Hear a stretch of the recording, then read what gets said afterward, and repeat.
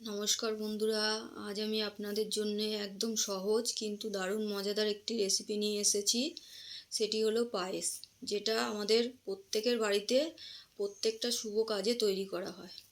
তো এটি তৈরি করতে কি কি লাগছে একটু দেখে নিন।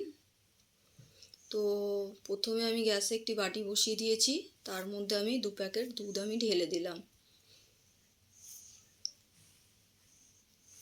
আপনারা যে কোনো দুধ নিতে পারেন, আমি আমুলের শক্তি দুধটা নিয়েছি।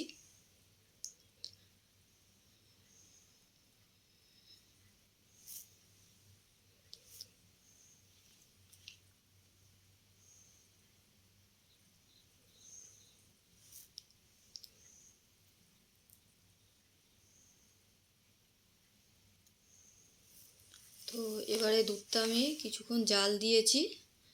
তো তারপরে এর মধ্যে আমি 2টো তেজপাতা আর ছোটো এলাচ একটু থেতো করে আমি দিয়ে দিলাম।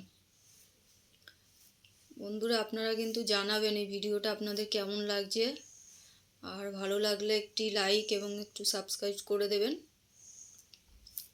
দেখুন, তেজপাতা আর এলাচটা দিয়ে আমি একটু নাড়িয়ে চাড়িয়ে দিলাম। এরপরে আমি কি করব, একটি বাটিতে এখান থেকে কিছুটা দুধ আমি তুলে রাখবো। অল্প পরিমাণেই দুধ আমি তুলে রাখবো।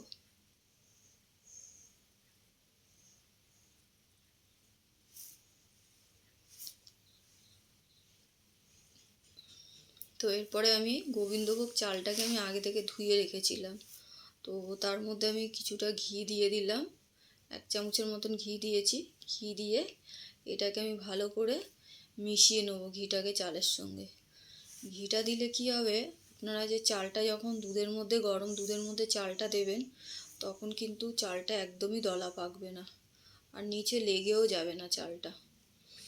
আর ঘিয়ে তো একটা সুন্দর স্মেল তো বেরোয়।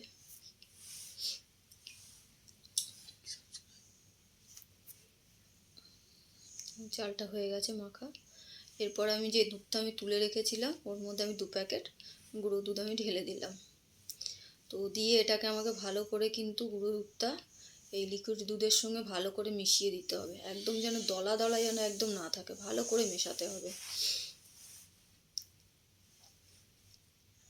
বন্ধুরা, দয়া করে একটু জানাবেন ভিডিওটি কেমন লাগছে, আমাকে কমেন্ট করে কিন্তু অবশ্যই জানাবেন। দেখুন, ভালো করে মিশে গেছে। এবার আমি এটাকে ঢেলে দিলাম, ঢেলে ভালো করে মিশিয়ে দেবো।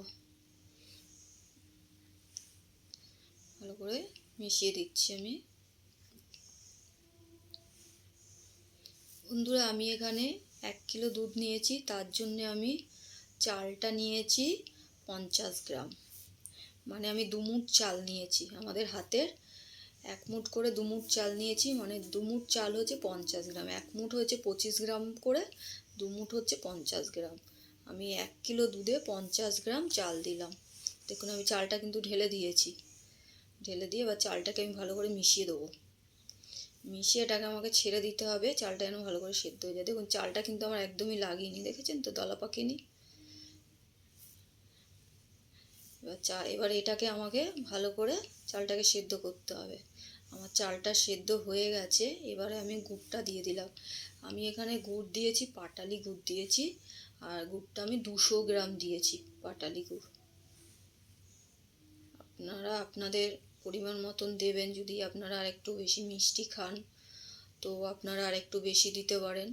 তো মোটামুটি 1 কিলো দুধের মধ্যে 50 গ্রাম চাল আর গুড় দিলে 200 গুড় দিলে ভালোই হয়, খারাপ হবে না, মিষ্টিটা ঠিকঠাকই থাকে। তো আপনারা এর মধ্যে কিন্তু অবশ্যই 1 চিমটে নুন দেবেন, নুন দিতে ভুলবেন না, নাহলে কিন্তু টেস্টটা ভালো হবে না। নুনটা দিতেই হবে। গুড়টাকে আমি ভালো করে মিশিয়ে দিচ্ছি। মিশিয়ে আমি আরও কিছুক্ষণ এটাকে জাল দেবো, আর একটু ঘন হয়ে যাতে যায়। দেখুন, আমার এখন কিন্তু এটা মোটামুটি ভালোই ঘন হয়ে গেছে। ঠান্ডা হলে তো আরও বসে যাবে। তো একটু বুঝে আপনারা পায়েসটা করবেন। তো এরপর আমি কি করলাম, আরেকটি প্যান বসিয়ে দিয়েছি অন্য গ্যাসে। তার মধ্যে আমি একটু ঘি দিয়ে দিয়েছি, আর পায়েসটা কিন্তু আমি বন্ধ করে দিয়েছি। এবারে তার মধ্যে আমি কাজু কিশমিশটা দিয়ে দিলাম। কাজু কিশমিশটা দিয়ে আমি অল্প নাড়বো, একটু নেড়ে চেড়ে নেবো, নিয়ে আমি পায়েসের মধ্যে দিয়ে দিলাম। গ্যাসটা কিন্তু আপনারা এখন আর ধরাবেন না, পায়েসটা কিন্তু বন্ধই থাকবে। আগুন গ্যাস ধরিয়ে কিন্তু আপনারা কাজু কিশমিশটা কখনোই দেবেন না। পায়েসটা যখন হয়ে যাবে তারপরে আপনারা কাজু কিশমিশটা ভেজে দেবেন। দেখুন পায়েসটা ঘন হয়ে গেছে। এবার আমার পায়েস পুরোপুরি রেডি হয়ে গেছে। দেখুন।